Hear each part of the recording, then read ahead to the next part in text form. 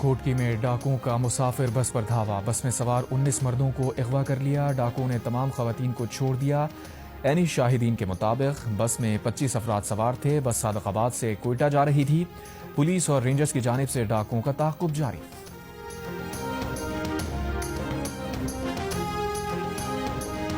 حکومت کا پیٹرول کی قیمت 263 روپے 45 پیسے برقرار رکھنے کا فیصلہ، ڈیزل کی قیمت میں 14 روپے فی لیٹر کمی، نئی قیمت 265 روپے 65 پیسے ہو گئی۔ پیٹرولیم ڈویژن کے نوٹیفیکیشن کے مطابق مٹی کے تیل کی قیمت 12 روپے 32 پیسے فی لیٹر کمی کے بعد نئی قیمت 180 روپے 54 پیسے فی لیٹر ہو گئی۔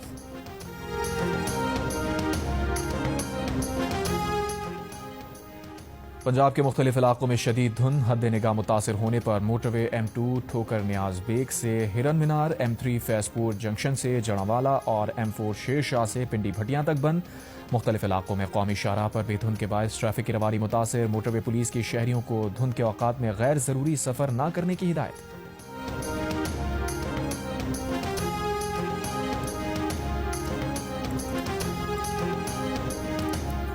وزیر اعظم شہباز شریف کی بجلی ترسیل کار اور پیداواری کمپنیز کی نجکاری تیز کرنے کی ہدایت، ترسیلی نظام میں بہتری کے منصوبوں کو جلد مکمل کرنے کا بھی حکم۔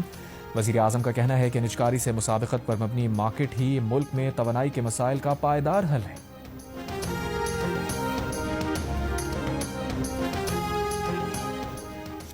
سابق chief justice Pakistan justice retired قاضی فاضل عیسیٰ کو دھمکیاں دینے کے مقدمے کا فیصلہ آ گیا۔ کالعدم TLB کے پیر ظہیر الحسن شاہ کو 35.5 سال قید کی سزا۔ انسداد دہشت گردی لاہور کی عدالت کا مجرم پیر ظہیر الحسن شاہ کو 6 لاکھ روپے جرمانہ ادا کرنے کا حکم۔ مجرم کے خلاف 2024 میں دھمکیاں دینے پر مقدمہ درج کیا گیا۔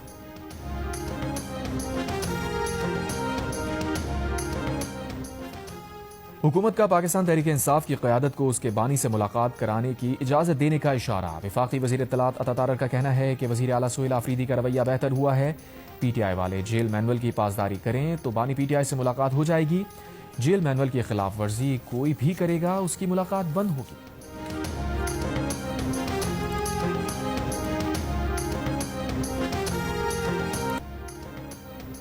بوندائی بیچ پر حملے میں ملوث 24 سالہ نوید اکرم داعش سے روابط کے شعبے میں 2019 میں آسٹریلین انٹیلیجنس ایجنسی کے ریڈار پر آیا مگر اسے خطرہ نہ سمجھا گیا۔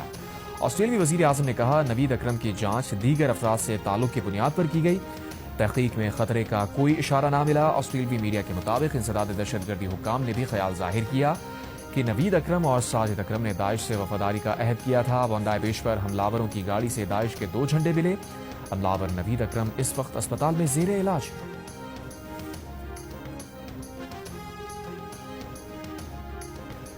سڈنی میں حملاور کو دبوچ کر بندوق چھیننے والے شامی ہیرو احمد الاحمد کی آسٹریلیا سمیت دنیا بھر میں پذیرائی۔ آسٹریلوی ریاست نیو ساؤتھ ویلز کے پریمیئر نے اسپتال میں زیر علاج احمد سے ملاقات کی، بہادری کی تعریف کی۔ امریکی ارب پتی ولیم ایکمن کا دلیری دکھانے والے احمد کے لیے 1 لاکھ آسٹریلین ڈالر انعام کا اعلان، آن لائن فنڈز اکٹھا کرنے کی مہم شروع کر دی، 10 لاکھ آسٹریلین ڈالر جمع کر لیے۔ سڈنی میں فائرنگ کے واقعے کے بعد ایشز سیریز کے تیسرے ایڈیلیڈ ٹیسٹ میں سیکیورٹی بڑھانے کا فیصلہ۔ آسٹریلوی میڈیا کے مطابق سیکیورٹی ریسپانس سیکشن کو اسٹیڈیم کے ارد گرد تعینات کیا جا رہا ہے۔ بگ بیش لیگ کی ٹیم سڈنی سکسرز کے کھلاڑیوں کو بھی فائرنگ کے وقت فیملیز اور قریبی عزیز و اقارب کی خیریت دریافت کرنے کے لیے فون دیے گئے۔ اینٹی کرپشن کوڈ کی وجہ سے میچ سے قبل یا دوران فون کا استعمال منع ہے۔ دوسری جانب انگلینڈ کے سابق کپتان مائیکل وان کا فائرنگ کے وقت قریبی ریسٹورانٹ میں فیملی کے ساتھ موجود ہونے کا انکشاف۔ مائیکل وان کا کہنا تھا کہ ریسٹورانٹ میں بند ہونا بہت خوفناک تھا، ہم محفوظ گھر پہنچے۔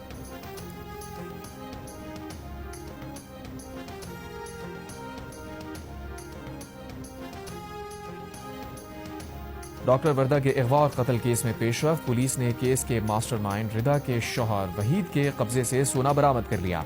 پولیس کے مطابق ملزمان کے قبضے سے سونے کی 10 رسیدیں بھی برآمد ہوئی۔ ملزمان کی نشاندہی پر اعلی قتل رسی برآمد کی گئی جس سے ڈاکٹر وردہ کو گلا دبا کر قتل کیا گیا تھا۔ ملزمان کے قبضے سے 1 کروڑ 23 لاکھ کے چیک بھی برآمد۔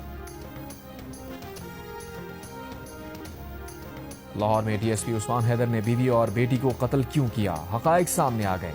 DIG انویسٹیگیشن ذیشان رضا کا کہنا ہے کہ یہ غیرت کے نام پر قتل کا واقعہ نہیں. DSP عثمان حیدر علیحدہ گھر کے مطالبے پر بیوی پر تشدد کرتا تھا. بیٹی والد کے بجائے ماں کی حمایت کرتی تھی.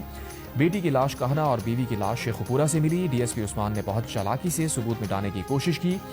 بیوی اور بیٹی کو قتل کر کے اغوا کا مقدمہ درج کروایا. پولیس نے شک کی بنیاد پر DSP عثمان حیدر کا موبائل ڈیٹا اور سرکاری گاڑی کا ٹریک ریکارڈ چیک کیا. فورینسک تحقیقات میں ملزم کے قتل میں ملوث ہونے کی نشاندہی ہوئی.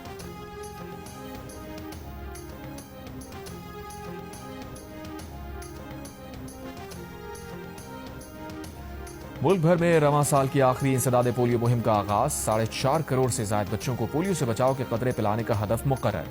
میاں والی، حافظ آباد، سرگودا، پشاور، استور سمیت چھوٹے بڑے شہروں میں بچوں کو پولیو ویکسین پلائی جا رہی ہے. وزیر اعلیٰ سندھ مراد علی شاہ نے کہا کراچی میں انسداد پولیو مہم کا افتتاح کر دیا. کہا پاکستان اور افغانستان کے علاوہ کسی اسلامی ملک میں پولیو کا مرض نہیں.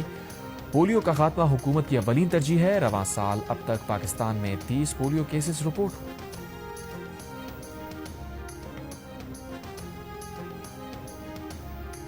چینی سستی ہو گئی. کرشنگ سیزن شروع ہونے پر کراچی کی ہول سیل مارکیٹ میں 1 کلو چینی کی قیمت 6 روپے کم ہو کر 146 روپے ہو گئی.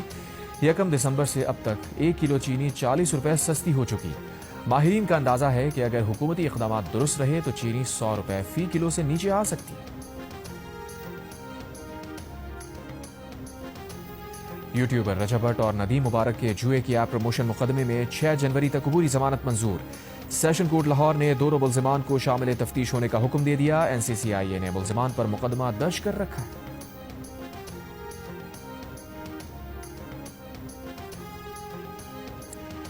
سیالکوٹ میں جھولا ٹوٹنے سے 2 بچیوں سمیت 3 بچے زخمی ہو گئے. پولیس کے مطابق حادثہ کوٹلی لوہارا روایتی میلے میں پیش آیا. جھولے کے کیبن ٹوٹنے کے بعد بچے جھولے پر لٹک کر نیچے گر گئے. جھولا مالکان اور آپریٹر گرفتار. مقدمہ درج.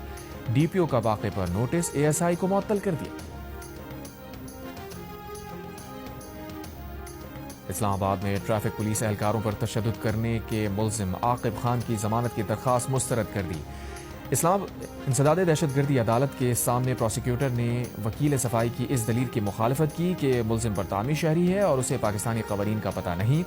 پروسیکیوٹر نے کہا غیر ملکیوں کو پاکستانی قوانین کی زیادہ پاسداری کرنی چاہیے. ملزم کے پاس موجود اسلحہ ثابت کرتا ہے کہ وہ ٹریفک اہلکار کو جان سے مارنا چاہتا تھا. ملزم نے I-8 مرکز کے عوامی مقام پر خوف و ہراس پھیلایا جس پر دہشت گردی کے دفاع بنتی ہے. عدالت نے دلائل سننے کے بعد ملزم کی درخواست سے ضمانت مسترد کر دی. میاں والی کے جناب راج داؤد ٹول پلازا پر کار سوار پر تشدد کی ویڈیو سامنے آ گئی. عینی شاہدین کے مطابق شہری اسلام آباد کا مکین تھا. راستہ بھٹکنے پر 4 بار ٹول پلازا سے گزرا اور ٹیکس ادا کیا. آخری بار ٹول ٹیکس میں رعایت مانگنے پر عملے نے اسے تشدد کا نشانہ بنا دیا. ٹول پلازا اہلکاروں کے خلاف مقدمہ درج. گورنر سندھ کامران خان ڈسوری کی پاکستان میں شام کے سفیر سے ٹیلی فون پر گفتگو. سڈنی میں لوگوں کی جانیں بچانے والے شامی شہری احمد الاحمد کی تعریف. شامی سفیر ڈاکٹر رمیز کا گورنر سندھ سے اظہار تشکر. کہا ملاقات کے لیے جلد کراچی آئیں. سڈنی بونڈائی بیچ پر فائرنگ سے ہلاکتوں کی تحقیقات جاری. آسٹریلیا کا حملہ آور کے بارے میں معلومات کے لیے بھارتی انٹیلیجنس ایجنسی سے رابطہ. آسٹریلوی حکام نے اب تک نہیں بتایا کہ ملزم ساجد اکرم 1998 میں کس ملک سے آسٹریلیا پہنچا تھا. ساجد کے بیٹے نوید کے ساتھ کام کرنے والا شخص کہہ چکا ہے کہ اس کے خیال میں نوید اکرم کے والد کا تعلق بھارت سے ہے.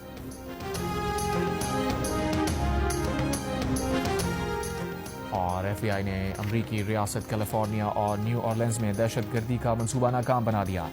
4 افراد گرفتار. منصوبہ ساز سال نو کی تقریبات کے موقع پر مختلف اہداف کو نشانہ بنانا چاہتے تھے.